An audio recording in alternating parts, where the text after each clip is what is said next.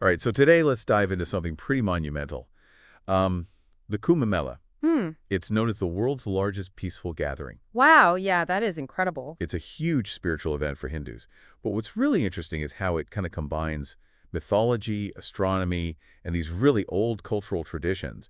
It shows us something really fascinating about the human experience over time. Right. It really shows how deeply connected we are to stories and to the cosmos, and to this longing for something beyond ourselves. Yeah, exactly. And today we're going to kind of break down this story using a blog post called Historical Timeline of Kumbh Mela. And we'll look at its origins, how it's changed over time, and the impact it's having, not just in India, but around the world, too. I think what you'll find really fascinating is how an event that's rooted in such old beliefs is still so relevant in the modern world. It really shows how strong certain human desires are and how we try to fulfill them. Yeah, I totally agree. So to really understand the Kumbh Mela, we have to start with its roots, which are deep within Hindu mythology, specifically the story of Samudra Manthan, the churning of the ocean of milk. Yeah. Have you ever heard of that? Oh, yeah. Yeah. So it's a story about the devas representing order and light, and then there's the asuras representing kind of chaos and darkness. Right. And these two forces actually work together. They use this mountain as like a churning rod, and they churn this primordial ocean in search of this amrita, this nectar of immortality. It's a powerful metaphor, I think, for the human struggle, like that push and pull that we all experience, both within ourselves and in the world around us. Right. And what comes out of this cosmic churning? Well, all sorts of treasures come out, including a divine pot called a kumbh, and it contains this precious amrita. Hmm. A huge barrel erupts between the devas and the asuras to try and possess this nectar. It symbolizes the human desire for something more than just our mortal limitations. Wow. Sounds intense. So how did this tie into the actual locations of the Kumbh Mela? Well, during this epic battle, drops of this Amrita are said to have fallen on four specific locations: Prayagraj, Hardwar, Nashik, and Ujjain. And so because at these spots, they become imbued with the power of immortality and transformed into these sacred sites. Ah, so that's why millions of people believe that bathing in the rivers at these specific locations during the Kumbh Mela cleanses them of their sins and gets them closer to moksha. Precisely. And in Hinduism, moksha is that liberation from this cycle of death and rebirth, emerging with the divine. And this Kumbh Mela provides a really tangible link back to that ancient story, like a ritualistic reenactment of this eternal quest for transcendence. It's really amazing how this mythology still shapes people's beliefs and actions today. But there's another layer to the timing of the Kumbh Mela. It's not just based on this mythology, but also astronomy. Right? It's linked to the movements of these celestial bodies, particularly Jupiter, the Sun, and the Moon. And when these planets all align in specific configurations, it creates the best time to hold the Kumbh Mela. So it's like a cosmic clock kind of dictating this massive event. Exactly. So, for example, the Kumbh Mela at Prayagraj is celebrated when Jupiter is in Taurus, while the one in Haridwar happens when Jupiter is in Aquarius. Oh, wow. So each location has a different astrological sign that's associated with. Yeah, exactly. Each of these four locations aligns with a certain astrological configuration, and it adds, another layer of complexity and meaning to the event, and it really speaks to that old human fascination with the cosmos and trying to figure out where we fit in within the universe. This connection between what's happening on Earth and what's happening in the cosmos is just so fascinating. But I'm also curious about the different types of Kumbh Melas. Our source mentioned that there's not just one type. Right. So how many are there? There are actually a few different types of Kumbh Melas, and each one happens at different intervals, based on these celestial alignments. You have what's called the normal Kumbh Mela, and it happens every 3 years, rotating through the four locations. Okay, so that's the most frequent one. What are the others? Then you have the Ardh Kumbh Mela, which means half Kumbh Mela, and it happens every 6 years, but only in Haridwar and Prayagraj. And then every 12 years, you have the Purna Kumbh Mela, which means complete Kumbh Mela. And that one is celebrated in all four locations. Ah, so that's like the main event, the Purna Kumbh Mela. It is. It attracts the biggest crowds, and it's considered very, very auspicious. And then there's the rarest one of them all, the Maha Kumbh Mela, a truly once-in-a-lifetime event. Wow, so how often does that one happen? Only every 144 years in Prayagraj. Wow. Can you imagine the anticipation and the energy around that gathering? It really shows how much humans desire something exceptional, like a yearning for something that is just beyond the ordinary. Yeah, it's so remarkable how this system of different types of Kumbh Melas creates this rhythm, this cyclical pattern that kind of reflects the cycles of nature and the cosmos. It's like a heartbeat, pulsing through time and connecting generations. Absolutely. And speaking of connecting generations, let's shift our focus to how this grand event has evolved throughout history. It wasn't always known as the Kumbh Mela. There's a really interesting story there. Oh, really? So how did we go from these mythical origins to a Kumbh Mela we see today? Tell me everything. Yeah, so before the break, we were just about to dive into how the Kumbh Mela has changed over time. Right. It wasn't always called the Kumbh Mela like we know it today. I'm really curious about that. Like, how did it go from that ancient gathering to this huge, globally recognized event? So in the early days, it was called the Maha Mela, and it was mostly a bathing ritual in those sacred rivers. But it was much less organized and less widespread than what we see today. So when did it switch from Maha Mela to Kumbh Mela? Like, what caused that change? Well, a major turning point was the Indian Rebellion of 1857. Oh, wow. This was a period of a lot of upheaval and change, and it led to people really embracing their Hindu identity again. And so the Maha Mela was kind of rebranded as the Kumbh Mela, Hmm. and they added new elements of Hindu philosophy and practices, which gave it a more distinct identity. So in a way, the Kumbh Mela we know today was kind of reborn out of this rebellion. Yeah, exactly. It's incredible how historical events can shape things like that. It really is. And so this re-energized Kumbh Mela continued to gain momentum into the 20th century. Hmm. It started attracting millions of pilgrims, not just from India, from other parts of the world as well. Wow. And it became a symbol of unity, drawing people together from all different backgrounds. Yeah, I imagine the logistics must have been a nightmare with those huge crowds. Like, how did they handle all those people? Well, this is where you can see humans' drive to organize and innovate. In the 20th century, various Hindu organizations stepped in and they started helping to organize the Kumbh Mela along with the Indian government. Hmm. So they started developing infrastructure, facilities and security measures to try to manage all the people coming in. It's really impressive how an ancient ritual like that could adapt to a modernizing world. But this is also when technology started playing a bigger role in our lives. Right. Did that affect the Kumbh Mela? Oh, absolutely.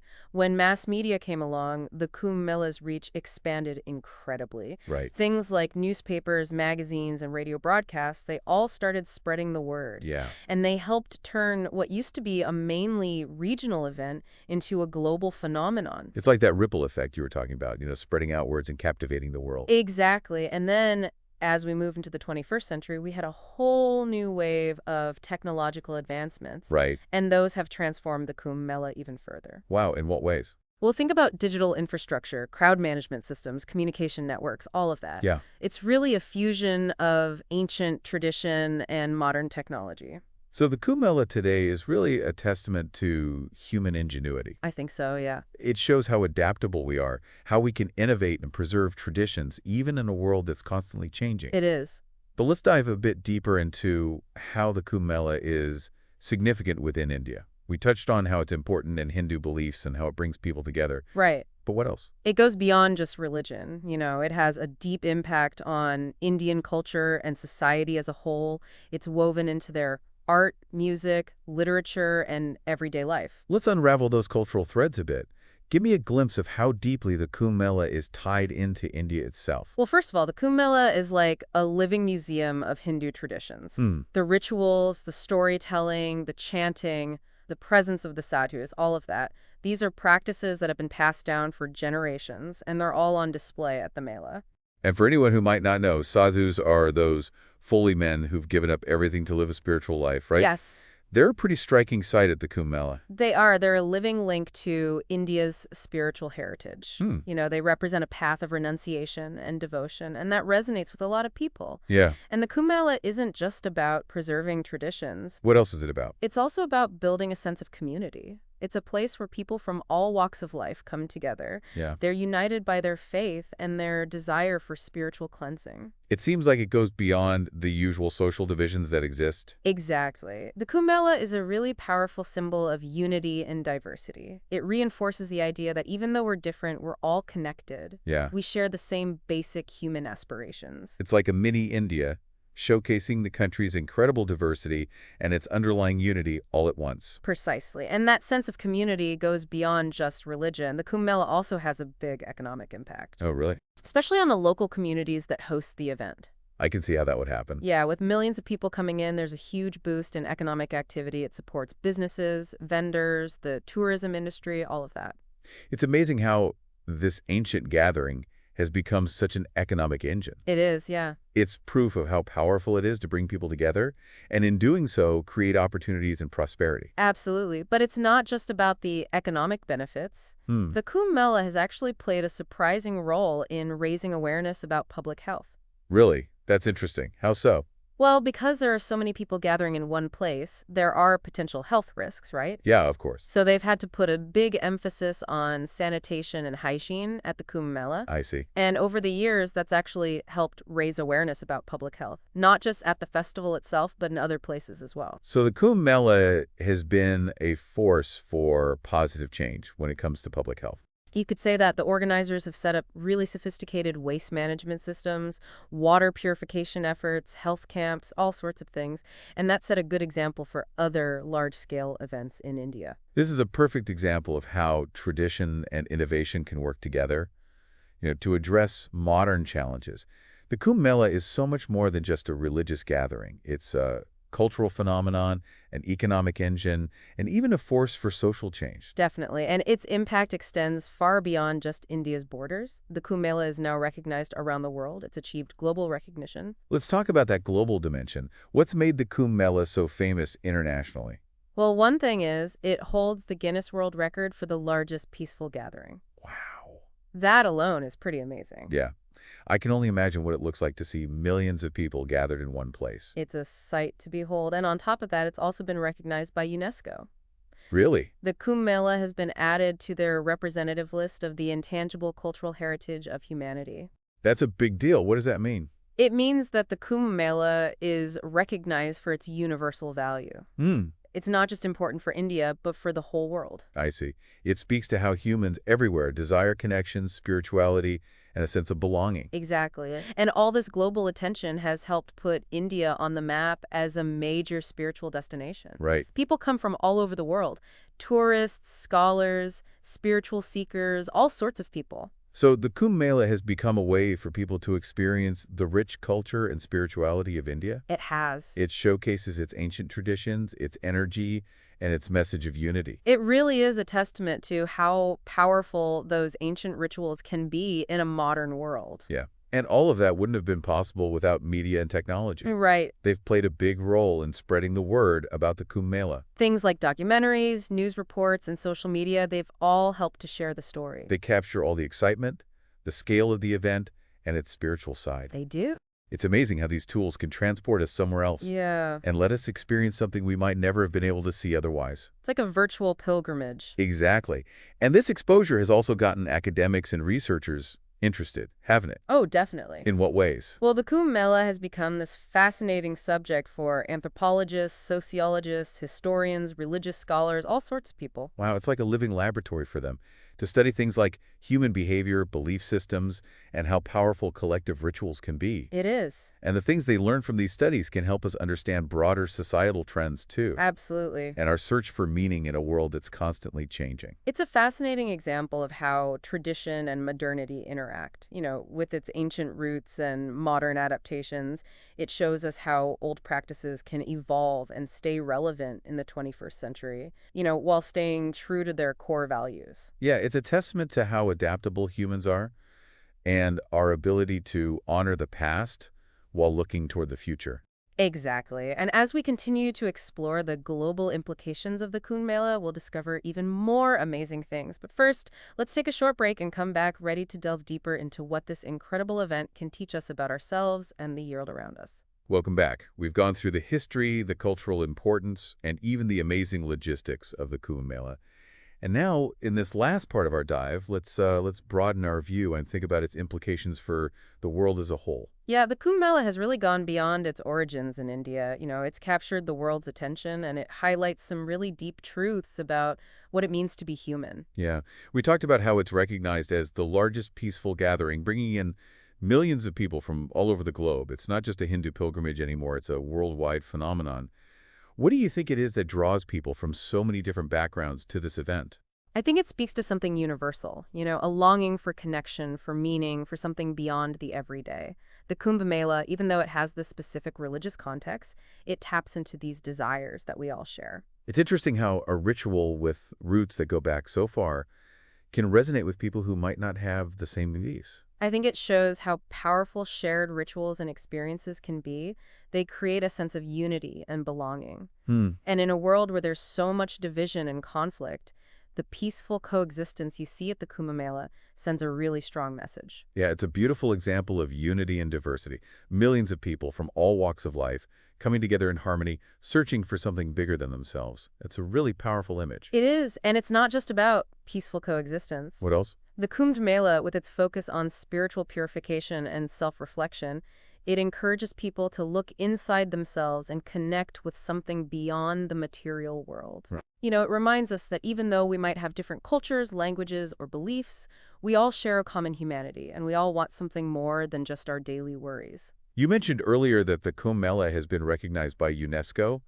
What's the significance of that on a global level? Well, it's been inscribed on UNESCO's Intangible Cultural Heritage List, which basically means that it's acknowledged as valuable not just for India, but for all humanity.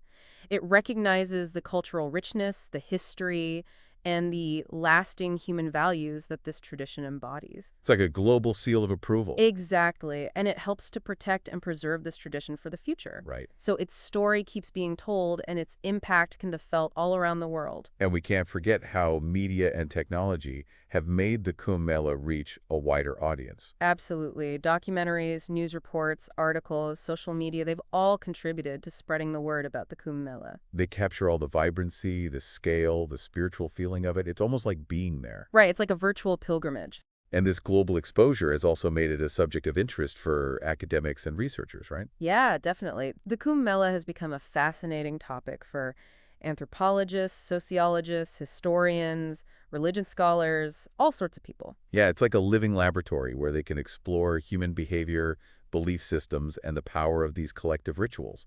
And what they learn can help us understand trends in society as a whole, and how we look for meaning in a world that's changing so rapidly. Right.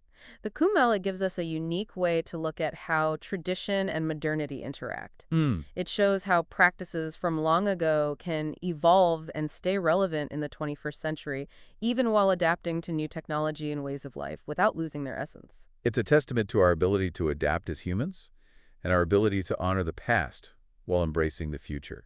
So as we wrap up our deep dive into the Kumbh Mela, what key things would you highlight for our listeners? What can we learn from this ancient gathering, and how can we apply that to our own life? I think one big takeaway is how powerful shared experiences can be, how they can create a sense of community and belonging. The Kumbh Mela brings together people from every background, it transcends differences, and it reminds us of our shared humanity. It reminds us that despite our individual paths, we're all interconnected, part of something much bigger. Exactly. And another takeaway is how important it is to honor our heritage and keep our cultural traditions alive. The Kumbh Mela embodies the lasting power of ancient rituals, Hmm. and how those rituals connect us to the past, give us a sense of grounding and continuity in a world that's constantly changing. It's like a thread connecting us to those who came before. And it reminds us that we have a responsibility to carry these traditions forward. Absolutely. And finally, I think the Kumbh Mela reminds us to search for a higher purpose, to explore our spirituality, and to connect with something beyond just the material world. Hmm. It encourages us to look inward, to reflect, to strive for something more meaningful in our lives. Right? Whether that's through religion, creativity, acts of service, or just trying to live more consciously. The Kumbh Mela inspires us to seek out what truly nourishes our souls. So as we conclude our dive, I'd encourage you to think about what resonated with you most. What parts of the Kumbh Mela made you curious or inspired you? What lessons can you take away from this exploration of faith, community, and human connection on such a massive scale? We've uncovered the history, the cultural impact, the logistical wonders, and the global significance of the Kumbh Mela. But your own journey of discovery starts now, as you consider what it means to you and how it fits into your own life. The Kumbh Mela is really a vibrant display of human experience, a testament to our ability to have faith, to unite, and to be resilient. Hmm. It invites us to explore our own beliefs, to connect with something greater than ourselves, and to embrace the richness and diversity of human culture. Thank you for joining us on this incredible journey into the world of the Kumbh Mela. We hope you've enjoyed it and learned something valuable along the way. Keep exploring, keep asking questions, and keep searching for those experiences that connect you to what it truly means to be human.